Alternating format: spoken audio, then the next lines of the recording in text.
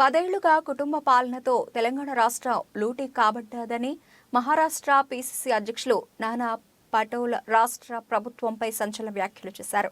రానున్న ఎన్నికల్లో తమ ప్రభుత్వం అధికారంలోకి వచ్చిన 30 రోజుల్లోనే కర్ణాటక తరహా 6 గ్యారంటీ స్కీమ్లు అమలు చేస్తామని విజయభేరిలో కాంగ్రెస్ పార్టీ అధినేత్రి సోనియా గాంధీ ప్రకటించారు. ఆ గ్యారంటీ స్కీమ్లను తెలంగాణ రాష్ట్ర వ్యాప్తంగా ప్రజల్లోకి విస్తృతంగా తీసుకుని వెళ్లి విశ్వాసం కలిగించే విధంగా కాంగ్రెస్ పార్టీ కార్యాచరణ రూపొందించింది. అందులో భాగంగా తెలంగాణలోని అన్ని అసెంబ్లీ సెగ్మెంట్లలో కాంగ్రెస్ పార్టీ జాతీయ ముఖ్య నేతలతో పథకాలపై ప్రచారానికి శ్రీకారం చుట్టింది. అందులో భాగంగా కొడంగల్ అసెంబ్లీ సెగ్మెంట్కు మహారాష్ట్ర పీసీసీ అధ్యక్షులు నానా పటేల్, వికారాబాద్ డీసీసీ అధ్యక్షులు రామ్మోహన్ రెడ్డితో కలిసి నియోజకవర్గంలోని దుద్యాల మండలం అలీఖాన్ పల్లిలో పర్యటించారు. ఇంటింటికి వెళ్లి 6 పథకాలపై ప్రజల అవగాహన కల్పించారు. గతంలో తెలంగాణ రాష్ట్రంలో ఎన్నికల సమయంలో బీఆర్ఎస్ ఇచ్చిన నెరవేరని హామీలపై ఛార్జ్షీట్ వేస్తున్నట్లు ఆయన తెలిపారు. రానున్న ఎన్నికల్లో ప్రజలు కాంగ్రెస్ ను ఆశీర్వదించాలని ఆయన కోరారు. వార్డు సభ్యులందరి సమక్షం లోపల గ్రామంలో ఉన్న ప్రతి ఇంటికి కూడా మన మహారాష్ట్ర పీసీసీ అధ్యక్షులు నానా పటేల్ గారు ఇక్కడికి విచ్చేసినారు. కొడంగల్ నియోజకవర్గానికి విచ్చేసి గ్యారంటీ కార్డ్ అంటే ఏంటంటే రేపు రేవంత్ రెడ్డి గారు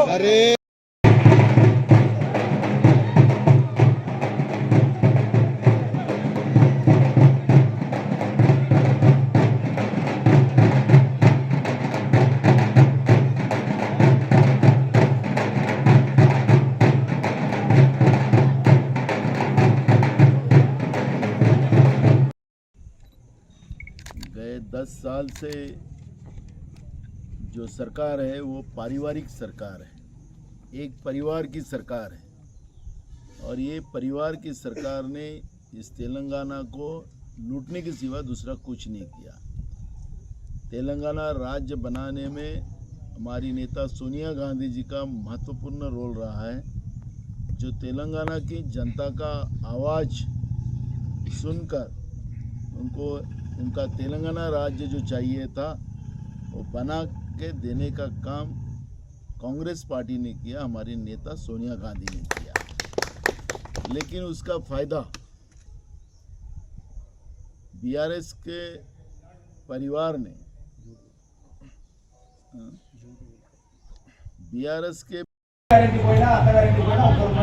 బస్సులో ప్రయాణం ఫ్రీగా చేయడం జరుగుతుంది. అదేవిధంగా మహిళలకు ఇల్లు లేవు, చాలా మందికి ఇల్లు లేవు. ఇల్లు కూడా మీ పేరు మీద శాంక్షన్ చేయించి 5 లక్షల రూపాయలు పెట్టి ఇల్లు కట్టిస్తాం. ఎవరికైనా ఇళ్ల స్థలం కూడా లేకుంటే ఇళ్ల స్థలం కూడా ఇస్తాం. ఇవన్నీ కూడా మహిళల పేరు మీద శాంక్షన్ చేస్తాం. అదేవిధంగా మీ ఇంటికి కరెంటు 200 యూనిట్ల వరకు ఉచితంగా కరెంట్ ఇస్తాం. 200 యూనిట్ల 150 యూనిట్లు అయితే సరిపోతుందంట. చాలా మంది చెప్తున్నారు మాకు ఆ 50 యూనిట్లు ఎందుకంటే మీలాంటి మహిళలకు, ఎవరైనా చదువుకున్న వాళ్ళు, ఏం చదువుకున్నాం మనం, ఎవరైనా సరే ఉద్యోగం చేయాలనుకున్న వాళ్ళు ఉంటే వాళ్ళ కరెంట్తో నడిచే స్కూటర్ ఉచితంగా ఇస్తాం. 1,60,000 రూపాయలు ఉంటుందని దాన్ని ఉచితంగా ప్రియాంక గాంధీ గారు హైదరాబాద్ యూత్ డిక్లరేషన్ లోపల చెప్పడం జరిగింది. ఉచితంగా కరెంట్ స్కూటర్ ఇస్తాం. దాన్ని ఛార్జింగ్ చేసుకోవాలి. ఛార్జింగ్ అంటే మీకు తెలుసు కదమ్మా.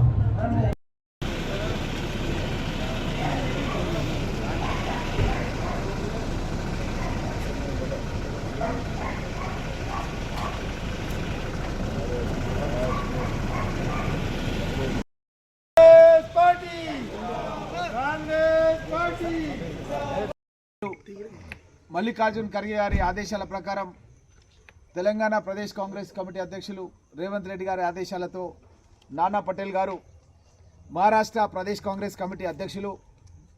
గతంలో తను 4 పర్యాయాలు ఎమ్మెల్యేగా, ఎంపీగా, ప్రస్తుతం కూడా ఎమ్మెల్యేగా మహారాష్ట్ర ప్రదేశ్ కాంగ్రెస్ కమిటీ అధ్యక్షుడిగా ఉంటూ ఈరోజు మన కొడంగల్ నియోజకవర్గానికి విచ్చేసినందుకు తనకు సాధారణంగా స్వాగతం తెలియజేస్తున్నాను. అదేవిధంగా chief spokesperson Maharashtra Atul Londhe Patil, తను కూడా స్పోక్స్ పర్సన్గా అక్కడ ఎన్నో సేవలు అందిస్తూ మహారాష్ట్రలో ప్రభుత్వాన్ని తీసుకురావడానికి తీవ్రంగా కృషి చేస్తున్నటువంటి వ్యక్తి. తను కూడా మన కొడంగల్ నియోజకవర్గం ఇచ్చేసినందుకు తనకు స్వాగతం తెలియజేస్తూ ఈ కార్యక్రమం లోపల మన మండల అధ్యక్షులు ప్రశాంత్, యూసుఫ్భాయ్, ఇంకా చాలామంది పెద్దలు, మన విజయ్ కుమార్, ఇంకా మండల అధ్యక్షులు చాలామంది ఇక్కడ ఉన్నారు. అనుకోకుండా మా దగ్గర కూడా పరిగికి ఈరోజు పంజాబ్ నుంచి పంజాబ్లో డిప్యూటీ చీఫ్ మినిస్టర్గా ఉండి సుఖ్విందర్ రంధావా అని హోమ్ మినిస్టర్ కూడా ఉండి ఆయన ఉదయం నుంచి కార్యక్రమం చేసుకొని ఆయన పంజాబ్కు పంపించి అంతలోపల వీళ్ళని రిసీవ్ చేసుకొని మహారాష్ట్ర నుంచి వచ్చేసిన వీళ్ళని రిసీవ్ చేసుకొని ఇక్కడ ఈ కార్యక్రమంకి జిల్లా అధ్యక్షుడిగా మీ ముందుకు విచ్చేసినందుకు ఇక్కడ బ్లాక్ అధ్యక్షులు మండల అధ్యక్షులు ఇంకా ముందున్నటువంటి ముఖ్య నాయకులందరి ముందు కూడా నమస్కారాలు తెలియజేస్తూ ముఖ్యంగా ఇక్కడికి విచ్చేసిన సందర్భం ఏంటంటే और तेलंगाना के जनता को गुमराह कर कर उनको फंसाया और 10 साल सत्ता लिया और पूरे तेलंगाना को मोदी के साथ मिलकर इस राज्य को बर्बाद करने का प्लान बनाया है। जैसे हमारे जो यहाँ के हमारे डीसीसी के अध्यक्ष और एक्स एमएलए राम मोहन रेड्डी जी ने जिस तरह से 6 गारंटी जो कांग्रेस पार्टी यहाँ पर पावर में आने के बाद वो पूरी करेंगी, उसका पूरे पॉइंट आपको इनने दिया है, मैं उस पर जाना नहीं चाहूँगा। और कांग्रेस का ये गारंटी लेटर है, हम हर परिवार को ये लेटर देंगे। जिस तरह से कर्नाटक में हम पावर में आने के बाद 6 महीने के अंदर हमने पूरी गारंटी जो लोगों को जो आश्वासन दिया था उसको पूरा करने का काम कांग्रेस पार्टी ने कर्नाटक में किया। वही काम तेलंगाना के जनता के लिए कांग्रेस पार्टी करेंगी। ये वादा करने के लिए मैं यहाँ पर आया हूँ। सबसे बड़ी बात तो यहाँ पर यह है कि यहाँ पर किसान बड़े पैमाने में, ये किसानों का राज्य है।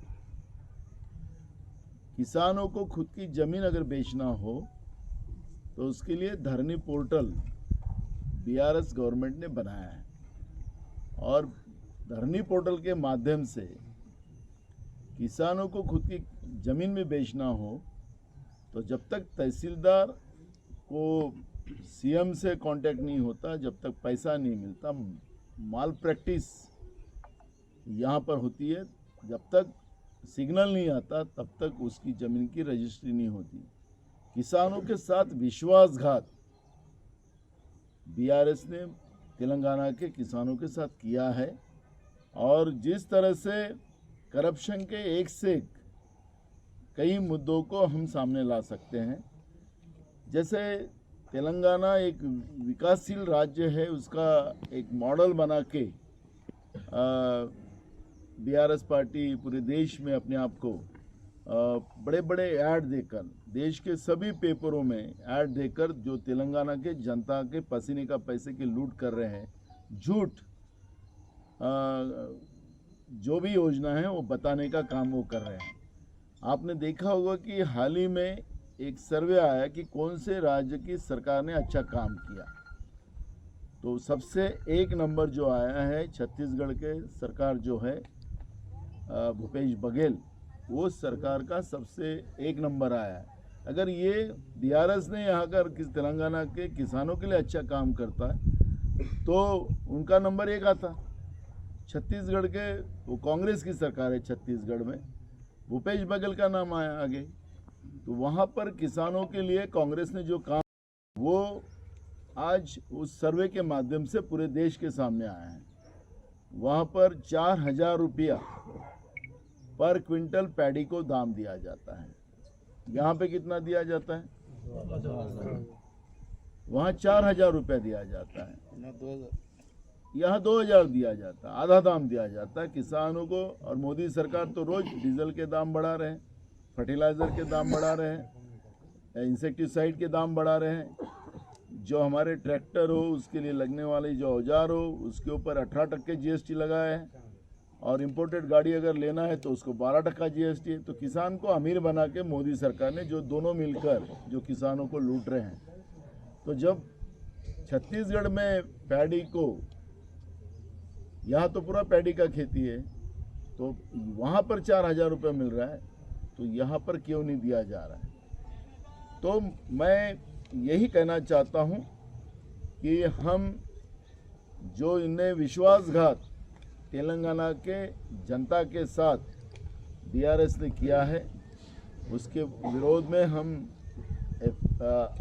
चार्जशीट करने वाले हैं और हम तेलंगाना के जनता को विश्वास दिलाना चाहते हैं कि हम कांग्रेस पार्टी, जिस तरह से हमारी नेता सोनिया गांधी जी ने तेलंगाना के जनता के लिए अलग एक छोटा स्टेट बना के दिया है, जो ये प्रगत स्टेट बने, ये सपना कांग्रेस पार्टी का था, हमारे नेता सोनिया गांधी का था। और यहाँ की जनता को मुख्य धारा में लाने का काम कांग्रेस पार्टी करेंगी, ये विश्वास देने के लिए मैं यहाँ पर आया हूँ। मुझे लगता है कि हमारे डीसीसी अध्यक्ष राम मोहन रेड्डी जी ने जो पूरी 6 गारंटी का भी आपको यहाँ पर बताया है, क्योंकि आपका लैंग्वेज और हमारे लैंग्वेज का थोड़ा डिफरेंस तो आता है, लेकिन हम लग कर हैं महाराष्ट्र, हम पड़ोसी है, तो पड़ोसी होने की वजह से हिंदी आप लोग जानते हैं। और मुझे विश्वास है कि तेलंगाना का जनता भी हिंदी जानती है।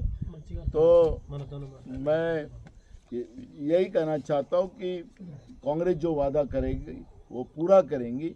सिर्फ तेलंगाना का जनता का आशीर्वाद कांग्रेस के साथ खड़ा हो, ये विश्वास मैं व्यक्त करने के लिए यहाँ पर आया हूँ। आप सवाल पूछ सकते हो।